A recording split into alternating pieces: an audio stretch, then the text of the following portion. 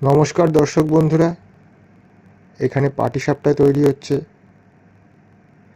বাঙালিদের অন্যতম প্রিয় একটি পিঠে পাটিসাপটা।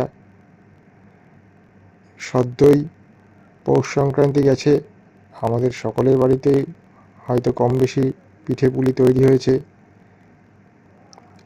এরকম পাটিসাপটা যদিও এখন বর্তমানে দোকানে কিনতে পাওয়া যায়, কিন্তু বাড়ির তৈরি পিঠে তার একটি অন্যরকমই স্বাদ রয়েছে। আমাদের মা, ঠাকুমা, দিদিমারা তাদের ভালোবাসা মিশ্রিত হাতে খুব সুন্দরভাবে পাটিসাপটা তৈরি করছেন।